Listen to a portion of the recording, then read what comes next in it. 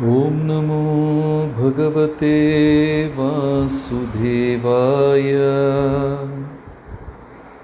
नारायणं नमस्कृत्य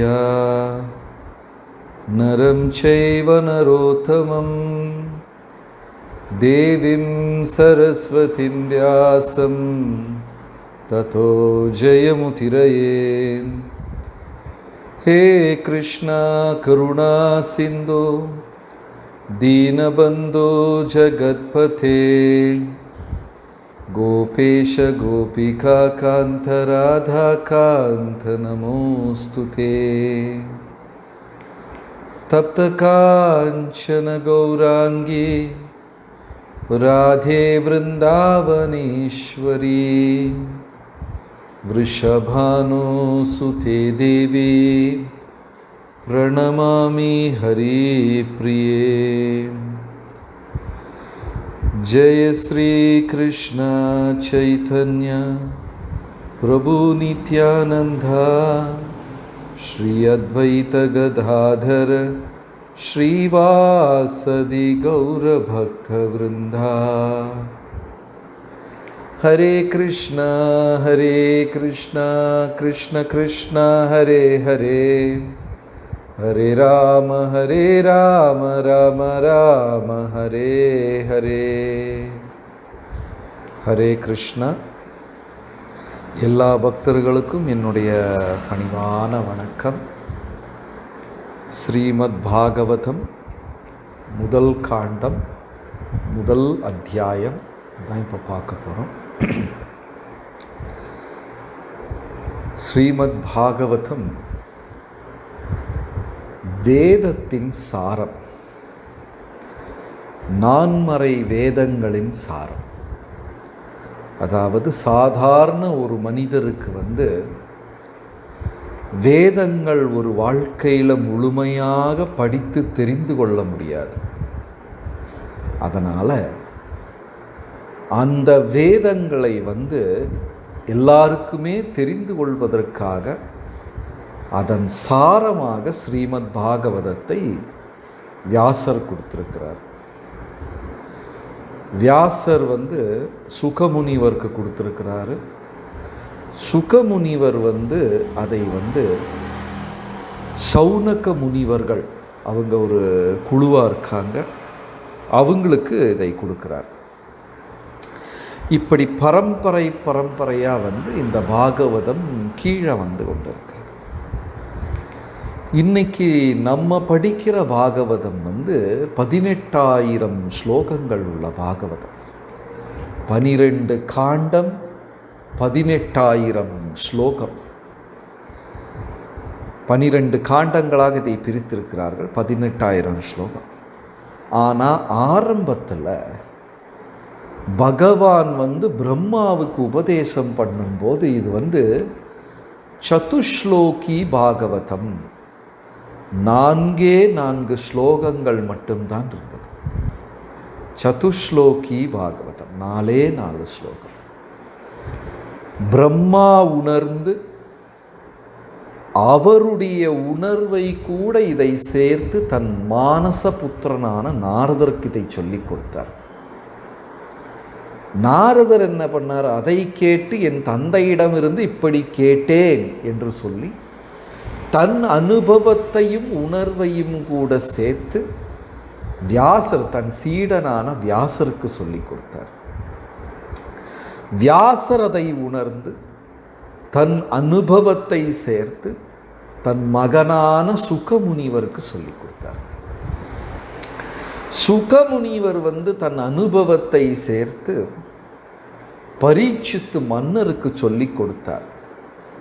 கங்கையின் கரையில் சுகதளம் அப்படிங்கிற இடம். இந்த இடம் இன்னைக்கும் உத்தரப்பிரதேச மாநிலத்தில் இருக்குது. முசஃபர் நகர் என்று இதற்கு பெயர். இன்னைக்கு உத்தரப்பிரதேச மாநிலத்தில் சுகதளம் என்ற இடம் இப்பொழுதும் இருக்குது. கங்கையின் கரையில் அழகான ஒரு இடம்.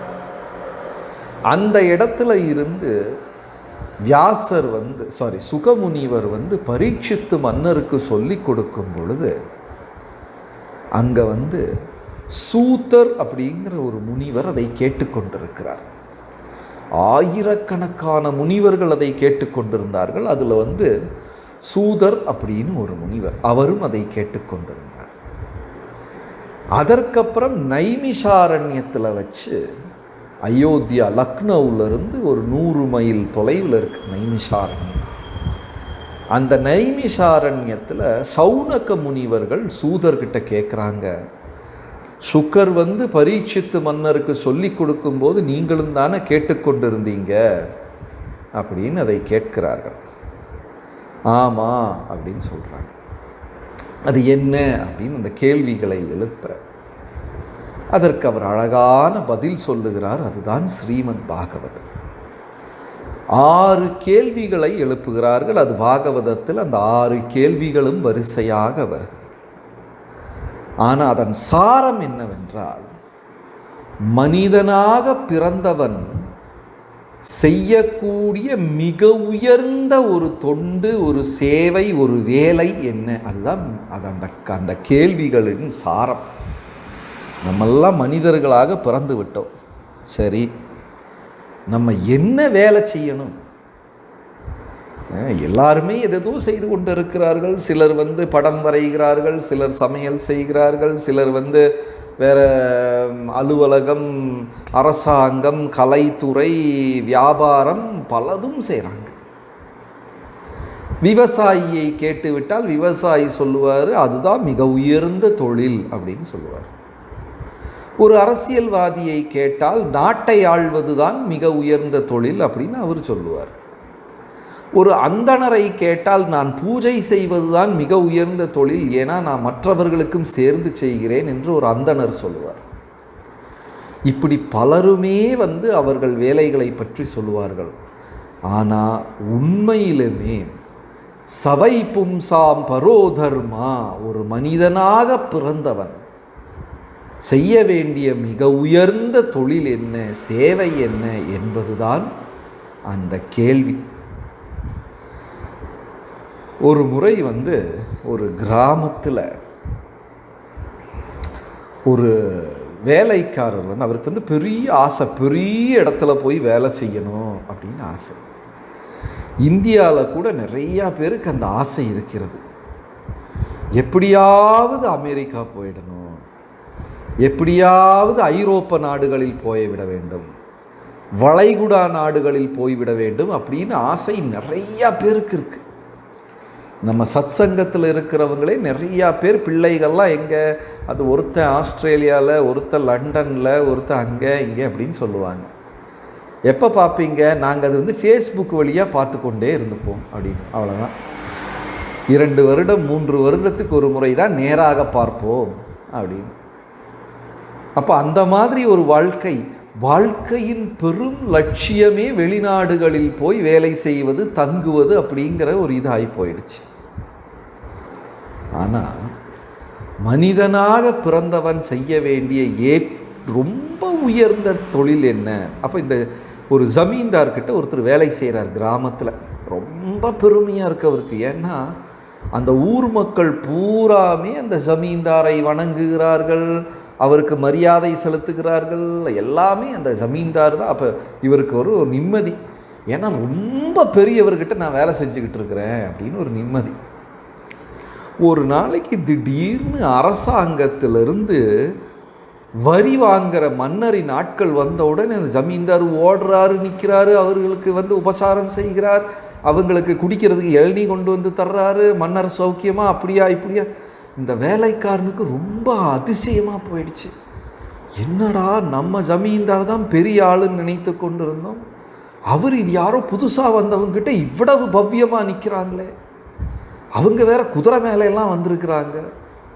மெதுவாக போய் ஜமீன்தார்கிட்ட கேட்டாங்க, அவங்க உங்களை விட பெரிய ஆளோ? ஐயோ அப்படியெல்லாம் சொல்லாத, அவர்களெல்லாம் நிதி அமைச்சர்கள், அவங்கக்கிட்ட நம்ம பணிவாக தான் நடந்துக்கணும்.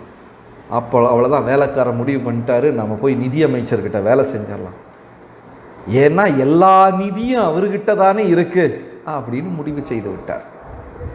சரி, கொஞ்ச நாள் நிதி அமைச்சர்கிட்ட வேலை செஞ்சார். பார்த்தா ஊர் மக்கள் பூரா எல்லா பெரிய பெரிய ஜமீன்தாரும் வந்து கப்பம் கட்டி கொண்டு போகிறார்கள். அங்கே ரொம்ப நிம்மதியாக இருந்தார். திடீர்னு ஒரு நாளைக்கு நிதியமைச்சர் வந்து வெளியூர் போகிறாரு. எங்கே போகிறீங்க? நான் ஒரு மன்னரை பார்க்க போகிறேன், நீயும் வா. அங்கே போனால் நிதியமைச்சர் தோளில் இருக்கிற துண்டெல்லாம் எடுத்து இடுப்பில் கட்டி வாயை பொத்தி மன்னர் முன்னாடி கை கால் நடுங்கி கொண்டு நிற்கிறார். வேலைக்காரன் நினைச்சார், என்னப்பா நிதியமைச்சர் தான் பெரிய ஆளுன்னு நினைச்ச, இன்னைக்கு பார்த்தா மன்னர் பெரிய. இவர் யாரு? இவர் தான் அரசர், இவருக்கு மேலே யாருமே கிடையாது, இவர் தான் பெரியவர், இவர் நினைக்கிற மாதிரி தான் எல்லாம் நடக்கும். அவ்வளோதான். வேலைக்காரன் போய் மன்னர்கிட்ட வேலைக்கு சேர்ந்து விட்டார். பெரிய சந்தோஷம், இவர் தான் ரொம்ப பெரியவர் அப்படின்னு அங்கே நிம்மதியாக இருக்கிறார். ஆனால் இந்த மன்னர் என்ன பண்ணுறாரு, மாதம் எங்கேயோ காட்டுக்குள்ளே போகிறார். ஒரு நாளைக்கு போய் பார்த்தா அங்கே ஒரு துறவியின் காலில் மன்னர் விழுகிறார். மன்னர் தான் மிகப்பெரியவர்னு நினச்ச, இவர் ஏதோ ஒரு காவி உடை போட்ட துறவியார் காலில் விழுகிறாரே அப்படின்னு. ஐயோ, அவர் வந்து பெரியவர், துறவியார், அவருடைய ஆசினால தான் நான் அரசனாகவே இருக்கிறேன். அப்படியா, அப்போ நான் துறவிக்கே கைங்கரியம் பண்ணிடுறேன்னு சொல்லிட்டு இவர் துறவிக்கிட்ட போய் சேர்ந்துட்டார். துறவி என்னடான்னா டெய்லி காலையிலையும் சாயங்காலம் பகவானுக்கு முன்னாடி சிலைக்கு, சுவாமி சிலை விக்கிரகத்துக்கு முன்னாடி விழுந்து விழுந்து கும்பிடுறார். உடனே வேலைக்காரன் கேட்டார், இது யாரு? இவர்தான் 14 உலகத்தை மாட்டி படைத்து காத்து வரும் பகவான். அப்படியா, அங்கே போய் சேர்ந்துட்டார். அந்த பகவானுக்கே நான் தொண்டு செய்தன் வாழ்க்கையை அர்ப்பணித்து விடுகிறேன் என்று அந்த வேலைக்காரன் சரியான பாதையில் போனார். கீழே இருந்து எது உயர்ந்த தர்மம் என்று தேடி தேடி தேடி தேடி கடைசியில் இறைவனடியை போய் சேர்ந்தார். இதுதான் பாகவதம். உங்களுக்கு இந்த கதை புரிஞ்சுதா? நீங்கள் எல்லாம் பாகவத பண்டிதர்கள், அவ்வளோதான், முடிஞ்சு போச்சு. நம் வாழ்க்கையின் பயணம் இந்த படைப்பிலேயே மிக உயர்ந்த சேவை. சவை பம்பும் சம்பரோ தர்மா, மிக மிக உயர்ந்த சேவை என்ன அப்படின்னு தெரிந்து கொள்வது. ஏன்னா நமக்கு நிறையா தர்மங்கள் இருக்கு. என் குழந்தைகளை பார்த்து கொள்ள வேண்டும், வயதான தாய் தந்தையர்களை பார்த்து கொள்ள வேண்டும், அலுவலகத்தில் வேலை செய்ய வேண்டும், நான் வந்து ஒரு ஆசிரியராக பணிபுரிகிறேன், நாளைய தூண்களை நான் தான் உருவாக்குகிறேன். இப்படி நிறையா செலவுங்கள்லாம் அவங்க வேலையை பற்றி பயங்கரமாக பேசுவாங்க. நான் வந்து ஆர்மியில் இருந்து 1972 அந்த துப்பாக்கி எடுத்துகிட்டு நான் போனேன் பாரு, கதையாக சொல்லுவாங்க. இவர் துப்பாக்கியை பார்த்துருக்காரான்னு கூட தெரியாது. நிறையா பேர் அவங்க வேலையை பற்றி ரொம்ப மிக பெருமையாக பேசிக்கொள்வார்கள். ஆனால் இந்த வேலைக்காரன் மெதுவாக தேடி தேடி தேடி தேடி அந்த உயர்ந்த சேவை என்ன அப்படின்னு தன் பயணத்தை ஆரம்பித்து அப்படியே போய் போய் போய் போய் கடைசியில் கண்டுபிடித்து கொண்டார். அதே மாதிரி பாகவதத்தில் அனைத்து தர்மங்களையும் விளக்கி விளக்கி மெதுவாக இறைவனுக்கு தொண்டு செய்வதுதான் மிக உயர்ந்த தர்மம் என்று விளக்குவதுதான் பாகவதம். பாகவதத்தை பாகவத புருஷன் என்று சொல்வார். 2 பேரை பாகவதா அப்படின்னு சொல்லுவாங்க. பக்தர்களையும் பாகவதா என்று சொல்வார்கள், இந்த புத்தகத்தையும் பாகவதம் என்று சொல்வார்கள். இந்த பா என்கிற வார்த்தை பகவானுக்கு மட்டும்தான் பொருந்தும், இது வேற யாருக்குமே உபயோகம் செய்யக்கூடாது. நான் அடுத்த சொல்ல போகிற விஷயம் சிலப்போ உங்களுக்கு பிடிக்காது, சொல்லணுமா வேண்டாமா? பராசர முனிவர் யார் அப்படின்னா வியாசரின் தந்தை. சட் ஐஸ்வர்யக பூர்ணோ இக பகவான் ஸ்வயம். யாரை பகவான் என்று சொல்லுகிறோம்? யாருக்கு பா என்ற வார்த்தையை உபயோகம் செய்கிறோம்? இறைவனுக்கு மட்டும்தான் 6 ஐஸ்வர்யங்களும் நிறைந்திருக்கக்கூடியவர். அழகு என்று சொன்னால் பேரழகு, அறிவு, பெரும் அறிவாளி. பகவத்கீதையை போன்ற அதற்கு நிகரான இனி ஒரு நூல் இந்த உலகத்தில் பார்க்கவே முடியாது. அறிவாளி, அறிவில் சிறந்தவர், வல்லமையில் வெற்றி பெற்றவர், சக்தி படைத்தவர், செல்வ செழிப்பு, புகழ், தியாகம், இந்த 6 ஐஸ்வர்யங்களையும் நிறைந்திருப்பவரைத்தான் பகவான் என்று சொல்ல வேண்டும். பா என்ற வார்த்தை அவருக்குத்தான் பொருந்தும். அவரை பின்பற்றுபவர்கள் பக்தர்கள், அவரை பற்றி கூறப்பட்ட நூல் பாகவதம், அவரின் புகழ் பாடுவது பஜனை. எல்லாமே பகவான் பக்தா பாகவதம் பஜனா. பா என்ற சப்தம் இதுக்கு மட்டும்தான். வேற ஏதாவது கடவுளர்களின் புகழ் பாடும்போது அதை ஐயப்ப கீர்த்தனம், சுப்பிரமணிய கீர்த்தனம், விநாயக ஸ்துதி, அங்க ஐயப்ப பஜனை என்று சொல்லக்கூடாது. ஏனென்றால் அந்த பா என்ற வார்த்தை ஹரிக்கு மட்டுமே சேர்ந்தது. இதை நான் சொல்றனால யாருமே தயவு செய்து தவறாக எண்ணிக்கொள்ளக்கூடாது. அது அவரோட கார், மற்றவங்களுக்கு வேற கார் இருக்குது இல்லையா? அதே மாதிரி பா என்ற, அப்ப பாகவதம் என்றால் பகவானை பற்றி கூறப்பட்ட நூல். நீங்க பாருங்க, சிவபெருமானை பற்றி கூறப்பட்டது சிவபுராணம், லிங்க புராணம், அக்னி புராணம் என்று சொல்வார்கள். சுப்பிரமணியன் முருகன் பேசுனது ஸ்கந்த புராணம், கந்த சஷ்டி கவசம், அவர்கள் பேரோடு சேர்ந்து வரும். ஆனால் பாகவதம், ஸ்ரீமத் பாகவதம் என்றாலே அது பகவான் ஹரிக்கு சேர்ந்தது. பக்தர்கள் என்றாலே ஹரிபக்தர்கள் தான். பாகவதம், பஜனை, அப்புறம் பகவான், அப்புறம் என்ன 4 விஷயம் இந்த 4மே பகவான் ஹரிக்கு சேர்ந்தது. இதை யார் சொல்லியிருக்கிறார்? பராசர முனிவர் சொல்லியிருக்கிறார். பராசர முனிவர் இதை சொல்லியிருக்கிறார். பராசர முனிவர் யார்? வியாசரின் தந்தை. இது அவருக்கு மட்டுமே சேரும் என்று கூறியிருக்கிறார். அப்ப அந்த கடவுளை நோக்கி இருக்கும் பயணம்தான் பாகவதம். புத்தக பாகவதம், வியக்தி பாகவதம். புத்தகம் பகவானை பற்றி புகழ் பாடுவதனால புத்தகத்திற்கு பாகவதம் என்று பெயர். 24 மணி நேரமும் இறைவனின் துதியை பாடிக்கொண்டு இருப்பவர்களுக்கு அவர்களுக்கும் பாகவதா என்று பெயர். அவங்க யாரு? பகவானையே பாடிக்கொண்டிருக்கிறார். அதனால் அவர்களுக்கும் பாகவதா என்ற பெயர். ஆனால் ஒரு காலகட்டத்தில் 16ஆம் 17ஆம் நூற்றாண்டில் பாகவதம்னா பிச்சைக்காரங்கன்னு பொருள். ஏன்னா காலையில் எந்திரிச்சு வீணையை வச்சு ஹார்மோனியத்தில் வச்சு சந்தா ஹரேக்கு பாடிக்கிட்டு போவாங்க, பிச்சை எடுத்து கொண்டு போவார்கள். அந்த மாதிரி ஒரு அவல நிலை 16ஆம் 17ஆம் நூற்றாண்டுகளில் வந்தது. அதனால் நிறையா பேர் தவறாக உணர்ந்து வைத்திருக்கிறார்கள். இந்த வார்த்தை வேற யாருக்குமே உபயோகம் செய்ய முடியாது. இப்போ என்ன சொல்வது பாருங்க, கரெக்டு, சதீஷ்ஜி சரியான ஒரு இதை கொடுத்தார், ஐடியா. கீதையை கூட பகவத்கீதை என்று தான் சொல்லுகிறோம். 5-6 விதமான கீதை இருக்குது. அஷ்டவக்ர முனிவர் பேசினது அஷ்டவக்ர கீதை, பூமி தாயார் பேசினது பூமி கீதா, சிவபெருமான் பேசினது ருத்ர கீதை, அப்புறம் வேற ஒரு இது ஐல கீதா, அனு கீதா, இப்படி பல பேர்கள் இருக்கு. ஆனால் பகவான் அர்ஜுனருக்கு பேசுறது என்னது? பகவத்கீதை, பா என்ற சத்தம். ஏன் ஸ்ரீகிருஷ்ண கீதா என்று சொல்லியிருக்கலாம் இல்லையா? இல்லை, பகவத்கீதா, பா என்ற சப்தம் பகவானுக்கு மட்டுமே பொருந்தும். அடுத்தது நான் சொல்ல போகிற விஷயம் சிலப்போ கொஞ்சம் மனதிற்கு வருத்தம் தரும், உங்களுக்கு கோபம் வரலாம், இருந்தாலும் அடுத்த வாரம் சத் சங்கத்தில் வராமல் இருந்துடாதீங்க. சில நேரத்தில் நாம் தவறுதலாக பகவான் ரமண மகர்ஷி, பகவான் சாய்பாபா, பகவான் என்று மற்றவர்களுக்கு கூட இந்த வார்த்தையை உபயோகம் செய்கிறோம். அது பொருந்தாது. அவர்களிடம் நமக்கு பெரிய மரியாதை உண்டு, ஆதரிக்கிறோம், வணங்குகிறோம். இருந்தாலும் பகவான் என்ற சப்தம் ஹரிக்கு மட்டுமே சேர்ந்தது. யாருக்கும் கோபம் வரக்கூடாது.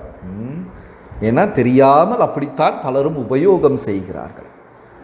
பகவான் ரமண மகர்ஷி, பகவான் சாய்பாபா என்று உபயோகம், வேற எது வேணா உபயோகம் செய்து கொள்ளலாம். பெருந்தகையார், பெருமான் இல்லையா, திரு, தவத்திரு, உயர் திரு, அப்படி எவ்வளவோ வார்த்தைகள் தமிழில் இருக்கிறது, புகழ்படுத்தக்கூடிய வார்த்தைகள். இப்போவே பகவான் சிவன் என்று கூற மாட்டார்கள், சிவபெருமான் என்று தான் கூறுவார்கள் இல்லையா? தமிழில் கூட பார்த்தீங்கன்னா சிவபெருமான் என்று சொல்லுவார்கள். அப்போ அந்த மாதிரி பல வார்த்தைகளை நம்ம இந்த உயர்ந்தவர்களுக்கு உபயோகம் செய்யலாம். பகவான் என்ற வார்த்தை உபயோகம் செய்ய முடியாது. பகவான் என்ற வார்த்தை ஹரிக்கு மட்டுமே தான் பொருந்தும். அப்போ இந்த பாகவத புத்தகத்தை கூட ஒரு பக்தராக மனிதனாகத்தான் பார்க்கிறார்கள். அதனால முதல் 2 அத்தியாயங்கள் காலாகவும், உங்களுக்கு கூட அந்த டெக்ஸ்ட் அனுப்பியிருப்பாங்க. முதல் 2 அத்தியாயங்கள் கால. அதனால் இந்த கேரளாவில் என்ன செய்வாங்கன்னா, பாகவதம் படிக்கிறதுக்கு முன்னாடி அழகாக 2 வரி பாடுவார்கள். ரொம்ப நல்லா அழகாக இருக்கும்.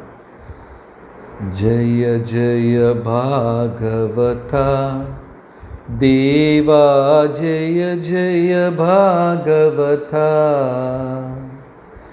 ஜய ஜய ராதா கிருஷ்ண ஸ்வரூபா, ஜய ஜய பாகவதா தேவா, ஜய ஜய பாகவதா. இந்த 2 வரியை கேரளத்தில் பாகவதம் படிக்கும்போது பாடுவார்கள். பாகவதத்தை ராதா கிருஷ்ண ஸ்வரூபா, பகவானின் உருவம் என்று சொல்லுகிறார்கள்.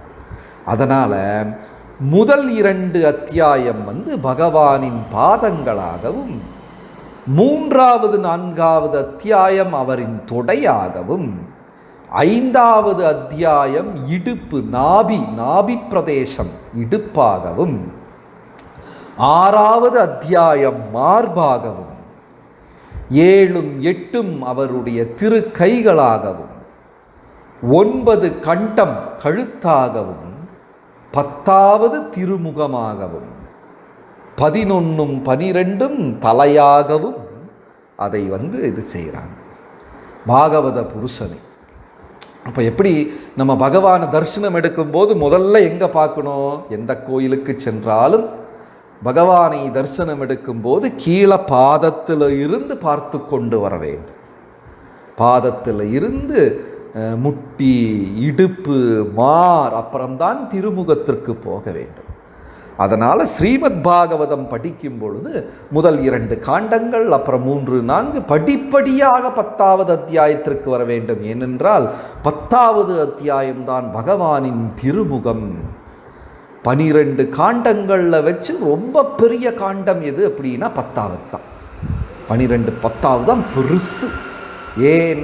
10வதுல தான் கிருஷ்ணரின் லீலைகளை விளக்குகிறார்.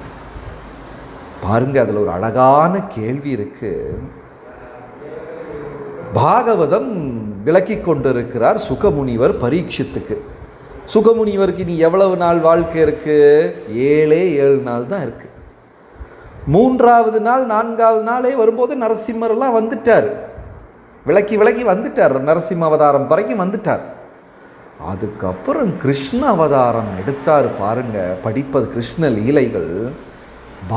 சுகமுனிவர் மெய்மறந்து போய் இருக்க, பரீட்சித்து மன்னர் மெய்மறந்து இருக்க, இனியும் 2-3 நாட்களில் நான் இறந்து விடுவேன் என்பதையே பரீட்சித்து மன்னர் மறந்து போய், அப்படியா 2 வயதில் கிருஷ்ணர் என்ன செய்தார், 3வது வயதில் அவர் எதை செய்தார், 4ல் 5ல் ஐயோ நடுவில் இதை விட்டுட்டீங்களே, அங்கே என்னாச்சு, அந்த பாம்போட வாய்க்குள்ளே போனாரே எப்படி வெளியே வந்தாங்க, கோபியர்கள் கூட பால் திருடினாரே அது என்னாச்சு, அப்படியே மெய் மறந்து கேள்விகளை கேட்க கேட்க சுகமுனிவரும் தனக்கு 1000 தலையிருந்து புகழ் பாடுவது போல் பாடி பாடி இந்த 10வது காண்டம் மிக பெரிதாகிவிட்டது.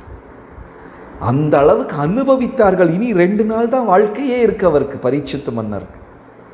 மறந்து போய் கேள்விகளை கேட்க கேட்க சுகமுனிவர் பாகவதத்திலேயே சொல்லுகிறார், மன்னா உன் சுவாரஸ்யத்தை பார்த்து நான் மெய் மறந்தேன், அதனால தான் இந்த பழம் இனியும் இனிப்பாகிவிட்டது என்று சொல்லுகிறார். பாகவதம் என்று சொல்லக்கூடிய அந்த பழம் இனியும் இனிப்பானது உன்னுடைய ஆர்வத்தினால. இப்போ நம்ம சத்சங்கம் பேசிக்கொண்டு இருக்கிறோம், நீங்கள்லாம் அந்த பக்கம் இருக்கீங்க, எல்லாம் இவர் எப்போ நிறுத்துவார் அப்படி உட்காந்துட்டு இருந்தீங்கன்னா நமக்கும் சொல்ல தோணாது இல்லையா? கேட்பவர்கள் ஆர்வம், சொல்லக்கூடியவர்கள் ஆர்வம், எல்லாமே 2 கையும் சேர்ந்து தட்டுனா தான் ஆரவாரமாக இருக்கும். ஒரு கை மட்டும் தட்டுனா சத்தம் வராது.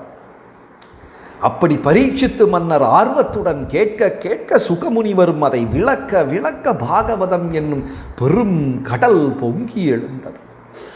அப்படி 12 காண்டம், அதில் 10வது காண்டம் மிக அழகாக மாறிவிட்டது. அதனால் 10வது காண்டத்தை பகவானின் திருமுகமாக சொல்கிறோம்.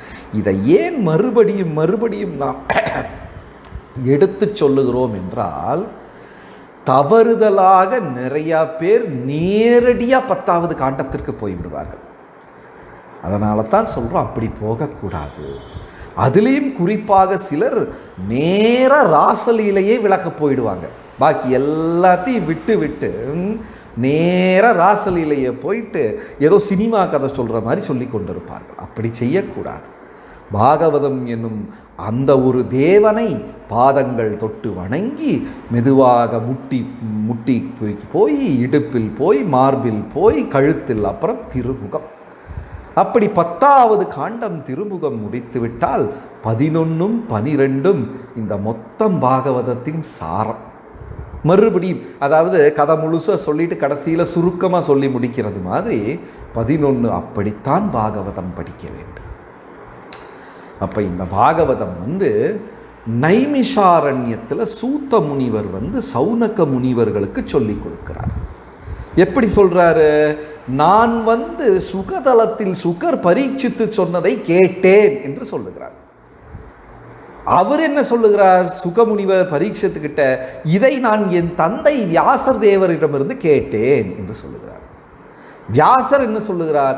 என் ஆன்மீக குரு நாரதரிடமிருந்து கேட்டேன் என்று சொல்லுகிறார்.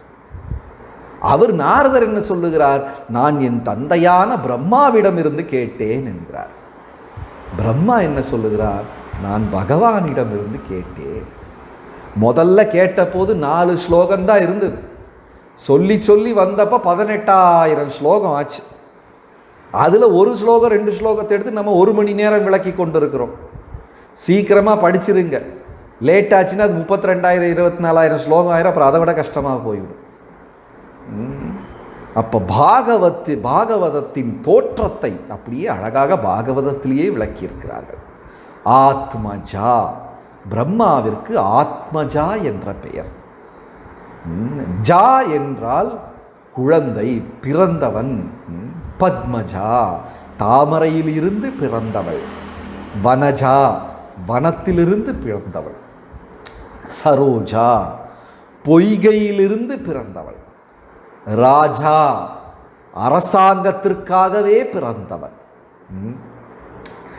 அப்படி ஜா என்றால் பிறந்த, ஜென்மம் என்று பொருள். அஜா என்றால் பிறப்பில்லாதவன். பகவானுக்கு அஜன் என்று ஒரு பெயர், பிறப்பே கிடையாதவர்க்கு என்று பெயர். அப்போ இங்கே பிரம்மாவிற்கு ஆத்மஜா என்று பெயர். பகவானின் இதயத்திலிருந்து பிறந்தவர். அதனால் பிரம்மாவிற்கு ஆத்மஜா என்ற பெயர். யாருமே இல்லை. ஒரு நாளைக்கு பிரம்மா மட்டும் ஒரு தாமரை மேலே உட்கார்ந்து கொண்டிருக்கிறார். நான் யார் என்று கூட அவருக்கு தெரியாது. நான் யாரு, நான் எங்கே இருக்கேன், ஒன்றுமே பிரம்மாவிற்கு தெரியாது. எங்கே பார்த்தாலும் இருட்டாக இருக்கிறது. சரி, எந்திரிச்சு தான் உட்கார்ந்திருக்கும் இடத்தை ஆராய்ந்து பார்க்கிறார். அது ஒரு தாமரை பூ. ஆனால் அது தாமரை என்று அவருக்கு தெரியாது. நான் சொல்வது ஞானம் உருவாவதற்கு முன்னாடி பாரத நாட்டிலேயே மிகப்பெரிய செல்வந்தர், நான் பேர் சொல்ல மாட்டேன், அந்த மிகப்பெரிய நம்பர் 1 நம்பர் 2 செல்வந்தர், கோடிகளின் சொத்து, நூற்றுக்கணக்கான ஆயிரக்கணக்கான கோடிகளின் சொத்து. அவரின் தந்தைக்கு வயதான போது அல்சைமஸ் மறதி வியாதி வந்துவிட்டது. மறந்து போச்சு எல்லாமே. குழந்தைகள் வெள்ளி தட்டில், தங்கத்தட்டில் அந்த தந்தைக்கு முன்னாடி உணவை வைக்கிறார்கள். இதை எடுத்து சாப்பிட வேண்டும் என்று கூட அவருக்கு தெரியவில்லை. இவ்வளவு செல்வமும் படைத்து விட்டு கடைசியில் அல்சைமஸ் மறதி வியாதி அந்த மனிதர், மாபெரும் செல்வந்தர், இறந்து போனார். அவ்வளவுதான். காயமே இது பொய்யடா வெறும் காற்றடைத்த பையடா. மனித வாழ்க்கை நீர்க்குமிழி போல் எப்போ வேணால் வெடிச்சிரும், அவ்வளோதான். நான் ரொம்ப வேடிக்கையாக சொன்னேன். போன வாரம் ஒரு ஸ்பீக்கர் வாங்க போனோம், விருந்தாவனம் போயிருந்தோம். அங்கே ஒரு ஸ்பீக்கர் வேணும். சரின்னு டெல்லியில் போய் ஒரு கடையில் கேட்டோம், ஸ்பீக்கருக்கு எவ்வளோ ரூபா? அவர் சொன்னார் 8000 ரூபா. அது ஏதோ சைனா ஸ்பீக்கரா. கேரண்டி இருக்கா அப்படின்னு கேட்டோம். அவர் எங்களையெல்லாம் பார்த்து காவி உடை போட்டதுனாலே என்னன்னு தெரியல, மனுஷனுக்கே கேரண்டி கிடையாது, அப்புறம் மனுஷன் பண்ண ஸ்பீக்கருக்கு எங்கேருந்து கேரண்டி அப்படின்னா பேசாமல் காசை கொடுத்து வாங்கிட்டு வந்துட்டோம். ஏன்னா மனிதர்களுக்கே கேரண்டி கிடையாது. அப்போது வாழ்க்கைக்கு பதம் பதம் யத் விபதம் ந தேஷாம். இந்த மனித வாழ்க்கையில் ஒரு நிச்சயமும் கிடையாது. எந்த அடி சறுக்கும் என்று யாருக்குமே தெரியாது. யானைக்கும் அடி சறுக்கும், அவ்வளோதான். இவ்வளவு பெரிய செல்வந்தர் ஆனால் முன்னாடி இருக்கிற உணவு சாப்பிட வேண்டிய பொருள் என்றே மறந்து போனார். இப்போ நான் சொல்லக்கூடிய விஷயம் ஞானம் தோன்றுனதற்கு முன்னாடி. பிரம்மா உட்கார்ந்துருக்கிறாரு, தாமரை மேலே உட்கார்ந்துருக்கிறேன்னு தெரியல, ஒன்றுமே தெரியவில்லை. எழுந்திருந்தார், இருட்டில் உட்கார்ந்திருந்தார். மெதுவாக அந்த தாமரையின் ஒரு இதழாக எடுத்து பார்க்க முயற்சி செய்தார், ஆராய்ந்து பார்த்தார், ஒன்றும் புரியல். அந்த தாமரையின் தண்டுக்குள்ள இறங்கி எவ்வளவோ நாட்கள், வருடங்கள், மாதங்கள் பயணம் செய்தார். அதுவும் முடிவில்லாமல் போய்கொண்டிருக்கிறது. இந்த படைப்பு அப்படி ஒரு மாபெரும் அதிசயம். நம்ம ஒரு சிறு தொலைவு தான் இந்த பூமிக்கு மேல எல்லாம் போக முடியும், அப்புறம்லாம் போக முடியாது. ஆனால் இது ஒரு முடிவே இல்லாமல் கிடக்குது இந்த ஆகாயம். யாருக்குமே போய் பயணம் செய்த பழக்கம் கூட கிடையாது. விண்வெளி வரைக்கும் போகலாம் என்று சொல்லுகிறார்கள். அது எவ்வளவுன்னு கேட்டால் ஒரு 60,000-70,000 கிலோமீட்டர் தொலைவு தான். ஆனால் அதுக்கப்புறம் யாருமே போய் பார்த்தது கிடையாது. ஒரு முடிவே இல்லாத ஒரு உலகம் இந்த படைப்பு என்பது சொல்லுது. இப்போ பிரம்மாவின் அந்த தண்டுக்குள்ள பிரம்மா பயணம் செய்கிறார், நாட்கள், மாதங்கள். அப்புறம் மெதுவாக அவர் இதயத்தை பயம் பிடிக்க ஆரம்பித்து விட்டது. தனியாக இருக்கார், சுற்றி யாரும் கிடையாது, பேச்சு துணைக்கு கூட யாரும் கிடையாது. நாட்கள், மாதங்கள், வருடங்கள் இருட்டுக்குள்ள தனியாகவே இருக்க இருக்க இருக்க அவருக்கு பயம் விட்டது. உடனே மறுபடியும் ஓடி அந்த தாமரை மேல் அமர்ந்து கொண்டார். என்னவென்று தெரியவில்லை, பயம். திடீர்னு அவருக்கு உள்ளுக்குள்ள இருந்து தபா தபா என்ற சத்தம் கேட்கிறது. இதய துடிப்பு. பாகவதம் சொல்லுகிறது தபா என்றுதான் இதயம் துடிக்குது அப்படின்னு. நம்மெல்லாம் லப் டப்பு டப்பு டுப்புன்னெல்லாம் சொல்லுவோம். ஆனால் பாகவதம் அந்த சத்தத்தை தபா, அவருக்கு அந்த இதய துடிப்பு கேட்க ஆரம்பித்தது. தபா தபா என்று இதய துடிப்பு கேட்க பிரம்மா அதை ஆழமாக கவனிக்க ஆரம்பித்து விட்டார். அந்த இதய துடிப்பை அப்படியே அந்த இதய துடிப்பை தியானம் செய்ய அவருக்கு அதிலிருந்து ஒரு பொருள் புலப்பட்டது. என்ன பொருள்? தபா என்றால் தபஸ்யா, தவம் செய்ய வேண்டும் என்று உணர்ந்து கொண்டார். அப்ப அந்த சத்தத்தை, இதய துடிப்பை கேட்டு தன் கண்களை அடைத்து புலனை கட்டுப்படுத்தி அவர் தவம் செய்ய ஆரம்பித்தார். தவம் செய்ய செய்ய அவர் இதயத்திலிருந்து அவர் கேட்ட கேள்விகளுக்கெல்லாம் பதில் கிடைக்க ஆரம்பித்தார். நான் யார்? என்னுடைய வேலை என்ன? அழகாக பாகவதத்தின் முதல் காண்டத்தில் சொல்லுகிறார்கள், தேனே பிரம்மஹிருதாயே ஆதிகவையே முஹ்யந்தியத் சூரயஹா தேஜோ வாரி மிருதாம் யதா வினிமய அத்ர த்ரிசர்கோ அம்ருஷா தாம்னஸ்வேன சதா நிரஷ்ட குகம் சத்யம் பரம் தீமஹி. இதுதான் பாகவதத்தின் முதல் ஸ்லோகம். தேனே பிரம்மஹிருதையே ஆதிகவையே. பகவானுக்கு ஆதிகவி என்ற ஒரு பெயர், நல்ல பேர். யாருக்காவது குழந்தைகளுக்கு வைக்கலாம். யார் இந்த பேரெல்லாம் இந்த காலத்தில் வைப்பாங்க? டின்ட்டு பின்ட்டு அப்படி தான் வைப்பாங்க. பகவானின் பெயர் ஆதிகவி, முதல் கவிஞர், அதாவது முதல் ஞானி என்று பொருள். தேனே பிரம்மஹிருதையே ஆதிகவையே. பிரம்மாவின் இதயத்தில் இருந்து ஆதிகவியான பகவான் அனைத்து வேதங்கள் கேள்விகளுக்கும் பதில் சொல்லித் தருகிறார் பிரம்மாவுக்கு. தேனே பிரம்மஹிருதையே ஆதிகவையே முஹ்யந்தியத் சூரயஹா. சுரர்கள், சூரர்கள் யாரு? அசுரர்களின் எதிர்மறை. அசுரர்கள், சுரர்கள் யார்? தேவர்கள். அந்த தேவர்களெல்லாம் இந்த பகவானை ஆராதனை செய்கிறார்கள்.